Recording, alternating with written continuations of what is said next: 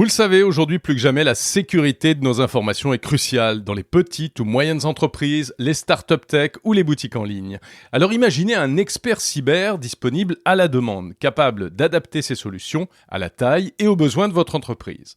C'est ce que propose Orange Cyberdéfense, leader en cybersécurité reconnu à l'échelle mondiale. Que ce soit pour un diagnostic afin d'évaluer vos vulnérabilités, une formation personnalisée pour vos équipes ou pour tester vos défenses de manière proactive en simulant une attaque, Orange Cyberdéfense est présent pour les petites entreprises.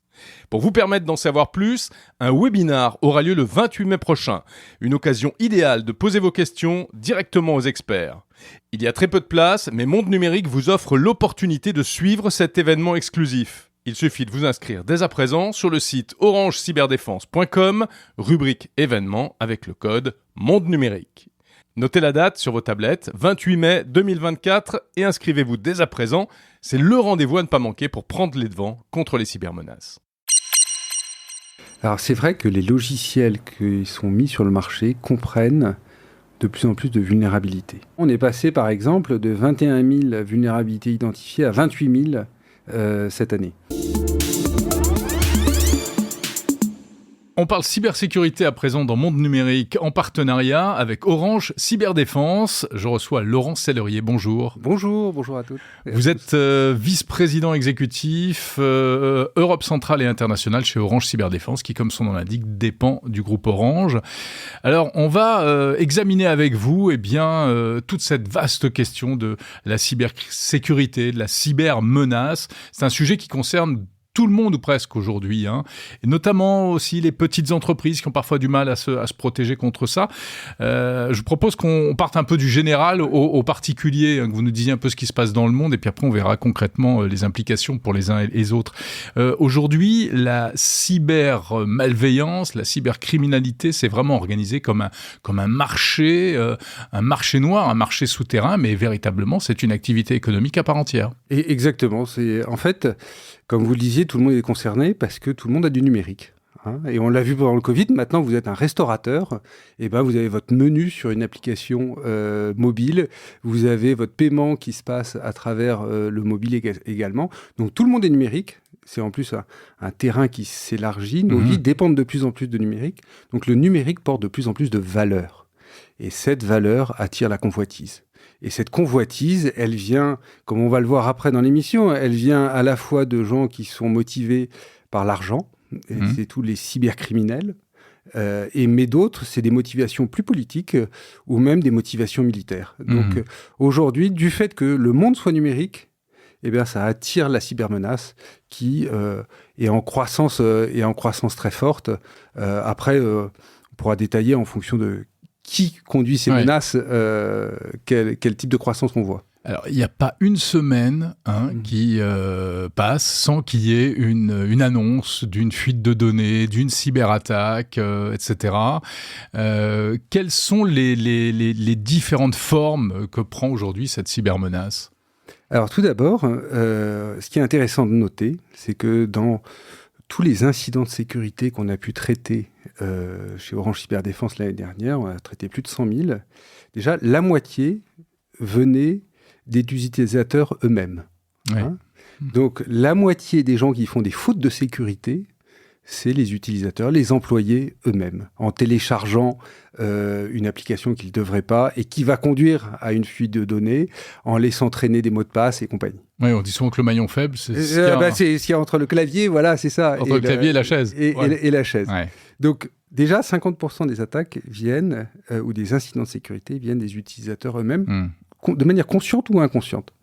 L'autre partie vient effectivement de groupes d'attaquants. Et ces groupes d'attaquants, c'est plus du tout le petit gamin qui aime bien l'informatique dans son garage. On a affaire aujourd'hui à une véritable industrie de la cybercriminalité. Et nous, par exemple, on suit 50 groupes d'attaquants différents qui se combinent à travers le monde, qui se combinent, qui évoluent en permanence. Et nous, on arrive à les suivre parce que la plupart des groupes d'attaquants, ils ont une signature. Comme vous savez, les taggers dans la rue, ils ont un blaze là. Et ben les groupes d'attaquants, ils ont également des méthodes, des outils. Alors, ce dont on parle beaucoup, notamment, ce sont les fameux ransomware, rançongiciels, qui ont frappé les hôpitaux français, notamment. Comment ça se passe concrètement ? C'est quoi le scénario, le déroulé, par exemple, d'une cyberattaque au rançongiciel ? Alors, imaginons, je suis un cyberattaquant. La première chose que je vais faire, c'est que je vais essayer de trouver une victime qui me semble intéressante. Alors, il y a des secteurs qui sont particulièrement intéressants parce que on sait qu'une attaque sur ces secteurs-là va occasionner des dégâts, va perturber fortement l'activité et donc derrière, il y aura la volonté de payer de la victime qui sera plus importante. L'objectif pour un attaquant, c'est de monétiser. Oui, mais les hôpitaux, son attaque. Ils n'ont pas d'argent, donc. Il y a quand même pas mal d'argent dans le domaine médical au sens large, même si effectivement dans les hôpitaux français, c'est pas le cas. Donc d'abord, on choisit un secteur. Ensuite, on va s'intéresser à une cible en particulier et on va faire de la reconnaissance. On va regarder, par exemple, s'il n'y a pas des identifiants mot de passe qui traînent sur le dark web sur cette cible en particulier. D'accord. On va faire un scan externe de la cible. Donc voilà, on est en phase de reconnaissance. Et puis après, il va y avoir la première action qui va être la pénétration. Donc là, vous envoyez un mail frauduleux, vous faites en sorte qu'il y ait un malware qui soit téléchargé à l'occasion d'une photo ou quelqu'un qui branche une clé USB. Donc ça, c'est ça, c'est l'hameçonnage. Voilà, l'hameçonnage, c'est le phishing. Et ça peut passer par mail, effectivement, ça passe beaucoup par mail, mais voilà, vous avez mis votre petit crochet dans l'infrastructure de la victime. Ensuite, vous allez progressivement mettre un petit logiciel un peu plus important qui va vous permettre de sécuriser votre accès et puis de commencer à investiguer dans le réseau de la victime comment il est organisé, où sont les données intéressantes. Okay. Une fois que vous avez fait ça, vous allez faire discrètement et rapidement une exfiltration des données les plus intéressantes, parce qu'on va le voir, ça va vous donner un deuxième levier de chantage vis-à-vis de la victime. Et puis après, vous allez déployer un agent, un petit logiciel qui va chiffrer les données de tous les disques, que ce soit... Donc les coder, les verrouiller les verrouiller, voilà, exactement. Vous mettez un algorithme de chiffrement et du coup, la donnée n'est plus accessible. Et ça, au début, il y a quelques années, ils s'occupaient uniquement des serveurs. Maintenant, ils le font aussi sur les postes utilisateurs, les téléphones, mais aussi, parfois, quand ils y arrivent bien, sur les backups, sur les sauvegardes. Les sauvegardes. Et donc là, bien sûr, la victime s'en aperçoit et va commencer une phase de négociation avec l'attaquant. L'attaquant. Là, c'est quand on arrive le matin et puis l'ordinateur ne répond plus, quoi. Exactement. En fait, vous n'avez plus rien accès. Vous n'avez plus accès à rien. Votre système d'information peut être bloqué totalement ou seulement en partie. Ouais. Et donc là, va commencer une phase de dialogue entre la victime et l'attaquant. La victime veut retrouver le plus vite possible non seulement l'utilisation de son système, mais également s'assurer qu'il n'y a pas de données confidentielles que l'attaquant aurait pris et les diffuserait sur Internet, ruinant ainsi la crédibilité de l'entreprise publiquement. On sait que le mot d'ordre officiel des autorités, c'est « ne payez pas ». Pour pas encourager le phénomène. Alimenter le système. Ouais, mais entre nous, Laurent Sallerier, on sait très bien que beaucoup d'entreprises payent. Effectivement, mais moi, elles n'ont pas le choix. Alors, je jette pas du tout la pierre aux entreprises qui sont contraintes. Elles le font pas par plaisir. Mais si le fait de pas payer ou des particuliers, si le fait de pas payer la rançon conduit à mettre l'entreprise en dépôt de bilan, forcément, une sorte de compromis peut s'installer. Quoi. C'est comme pour le terrorisme. Hein. On ne paye pas les terroristes officiellement. Exactement. Pour récupérer des otages. Exactement. Donc, bien sûr, nous, on encourage à ne pas payer. Mais pour pouvoir être en position de ne pas payer, il faut avoir préparé, en fait, envisagé le cas où on était attaqué. C'est-à-dire s'être préparé, avoir des sauvegardes robustes, avoir des plans de continuité d'activité. Bien sûr.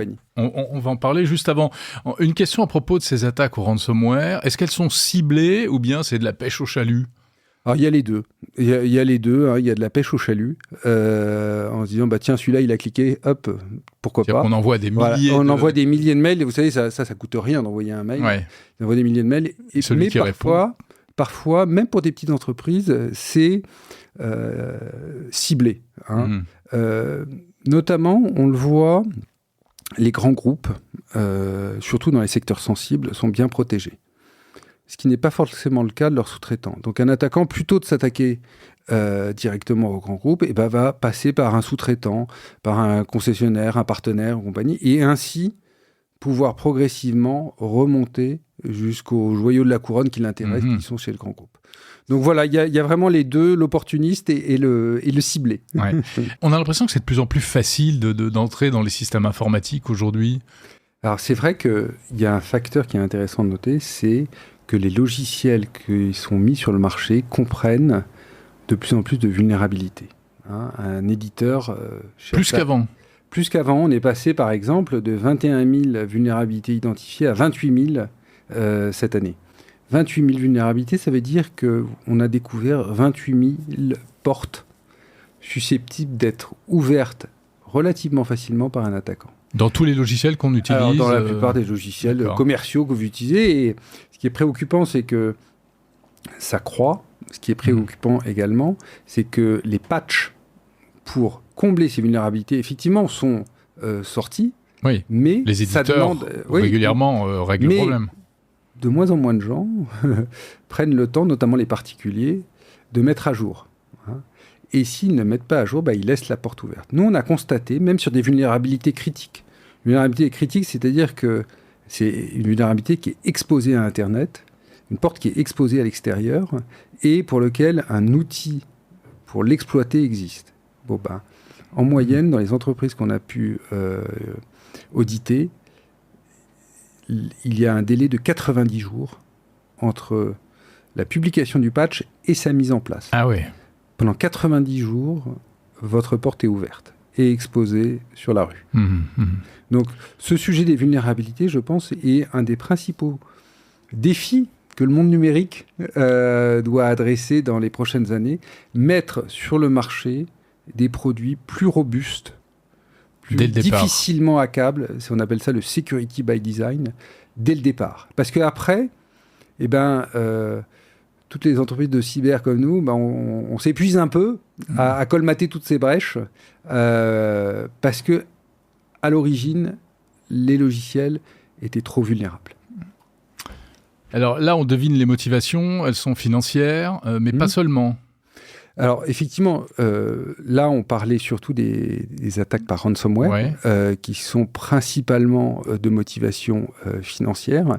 Maintenant, il y a d'autres activités de cyberattaque, et celles-là, elles sont plus portées par les gouvernements pour servir leurs opérations militaires.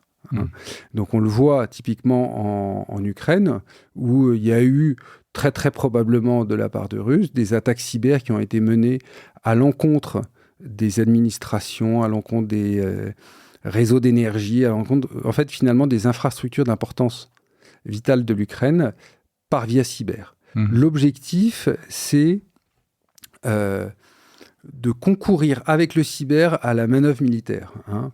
Donc, il y a les chars, les avions, les obus, et il y a également le cyber. Et d'ailleurs, ce qui était intéressant de voir, c'est que c'était la veille de l'offensive il y a 2 ans, où les Russes avaient fait tomber les sites internet de beaucoup d'administrations ukrainiennes, et à la place de la page d'accueil, il y avait une image où ils mettaient en ukrainien et en russe, population ukrainienne, toutes vos données personnelles ont fuité sur Internet, vous ne pouvez pas faire confiance à votre gouvernement. Et donc, ils ciblaient exactement le lien entre le gouvernement ukrainien et le peuple. Donc, déstabilisation morale, en fait. Exactement.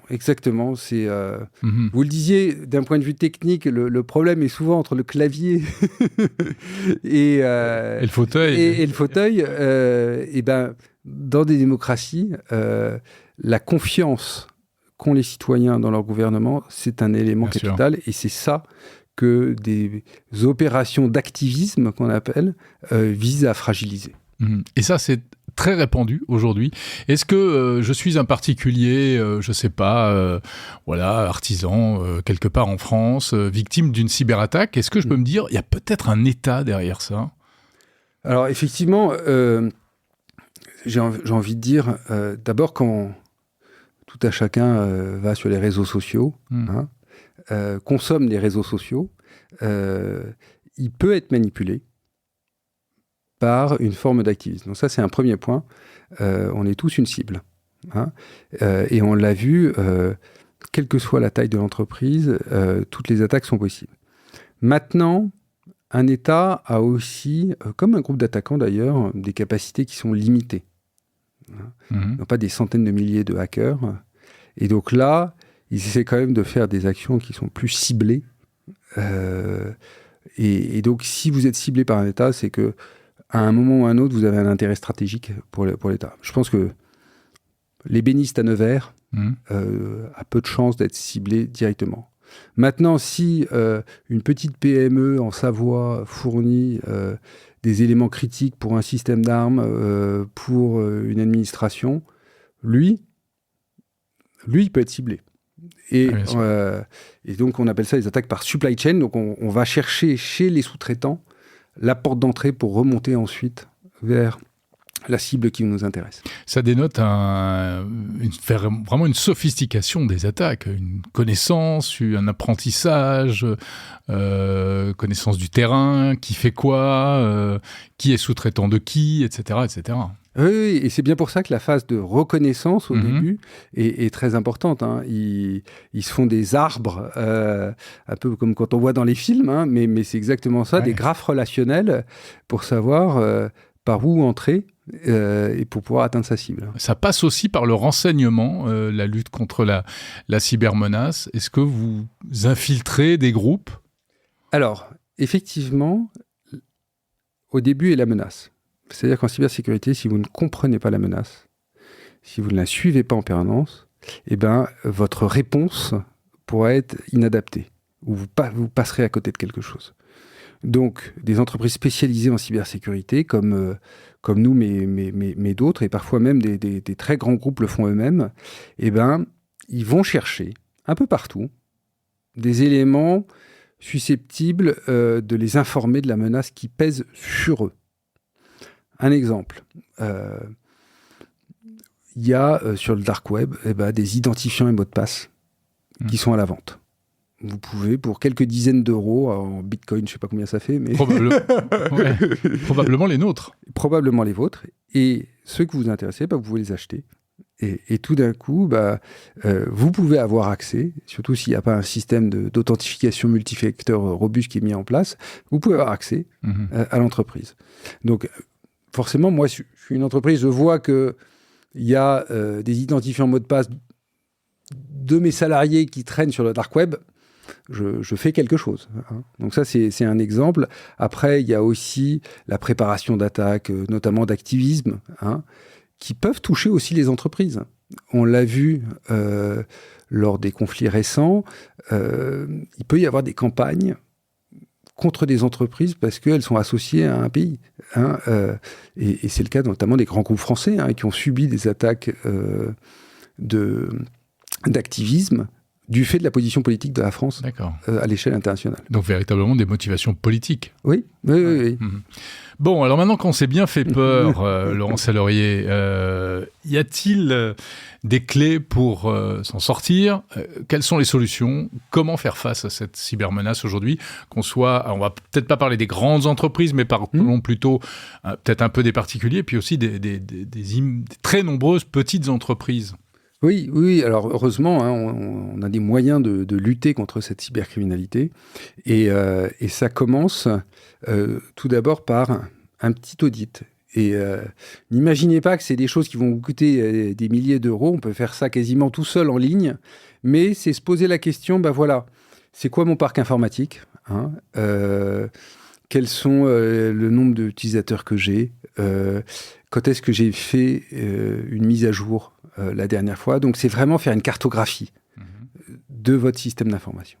Et puis, une fois que vous avez cette cartographie, vous avez identifié quels sont les points que vous devez protégés en priorité. Et alors, si je peux me permettre, il y en a quelques-uns qui sont des obligations. La première chose à sécuriser, c'est votre authentification. Hein. Login mot de passe. Login mot de passe et le renforcer par une authentification multifacteur. Donc avec une appli d'authentification. Voilà, exactement. Bien... Mais ça coûte quelques euros. Hein. Moins de 10 € par an et par utilisateur. Hein. Et donc, grâce à ça, déjà, vous enlevez une bonne partie des problèmes. Ouais. Moi, je veux vous dire, dans ma famille, il y a quelques mois, il y a une personne qui faisait des travaux pour nous, un menuisier, qui s'était fait pirater sa boîte mail. Et quelqu'un avait pris le contrôle de sa boîte mail et il disait au client « Non, mais m'envoyez pas le chèque à cette adresse, envoyez-le-moi à tel autre. » Et il n'y avait aucune possibilité pour la victime de s'en apercevoir. Hein. Oui, bien sûr. Donc, authentification multifacteur, ça c'est la première chose. Parce que ça permet, quand on se connecte, de recevoir un SMS, une alerte sur son téléphone. Et donc exactement. Et puis ça va durcir quand même beaucoup le travail de l'attaquant et il sera tenté d'aller voir quelqu'un d'autre. Après, la deuxième mesure qui est vraiment très efficace, c'est déployer, et là aussi c'est pour quelques euros, hein, ce qu'on appelle un Endpoint Detection and Response. Donc c'est une petite application qui va venir s'installer sur votre ordinateur portable, sur votre téléphone portable, sur vos serveurs si vous êtes une entreprise, et qui va surveiller ce qui s'y passe. Et si il voit un début d'attaque, parce qu'il a dans sa base de données un grand nombre de modèles d'attaque, il va bloquer. Et ça aussi, c'est contournable, c'est désactivable et compagnie. Mais néanmoins, ça demande là un certain niveau de technicité. Et donc, si vous avez cette EDR, vous êtes à l'abri de 95%, j'ai envie de dire. Voilà.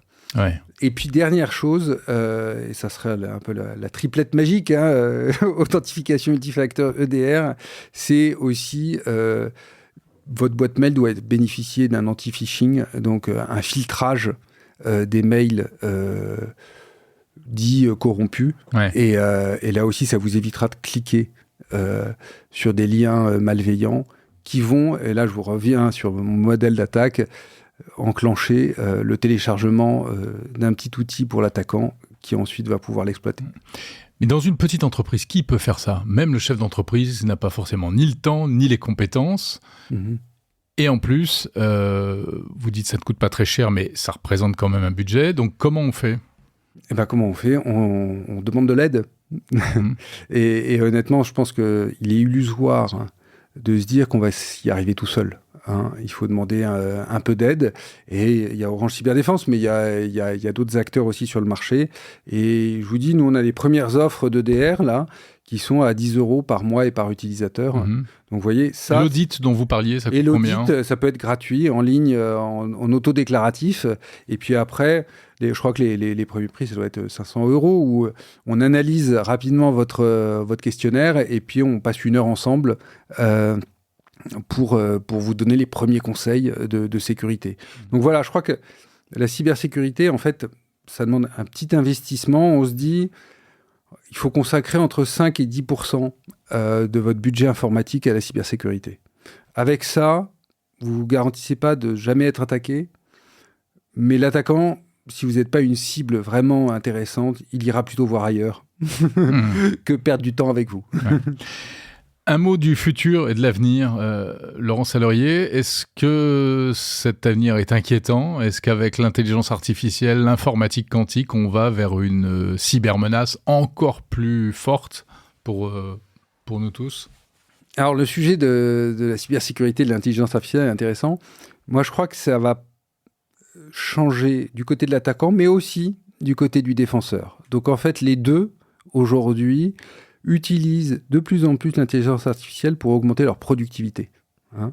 Un attaquant, ça va lui permettre de naviguer, d'aller chercher des mots-clés dans les systèmes d'information compliqués de ses victimes beaucoup plus vite. Ça va lui permettre de faire des mails de phishing beaucoup plus pertinents. Ça va lui permettre de faire du code d'attaque beaucoup plus facilement. Mais ça ne va pas révolutionner, pour l'instant du moins, son mode d'action. Pareil du côté de la défense. Grâce à l'intelligence artificielle, nous, on repère plus vite les attaques. Grâce à l'intelligence artificielle, on réagit plus vite. Et donc, voilà, les deux côtés de la barrière se sont saisis de l'IA et ça va croître, je pense, à peu près en même temps, mais c'est toujours une course de vitesse entre l'attaquant et le défenseur. Merci Laurent Salerier, vice-président exécutif Europe centrale et internationale chez Orange Cyberdéfense. Et pour en savoir plus, je renvoie vers le webinar donc organisé le 28 mai 2024 ou bien, si vous écoutez cet épisode après, eh bien, le replay. Il suffit d'aller sur orangecyberdéfense.com et de se connecter avec le mot-clé Monde Numérique.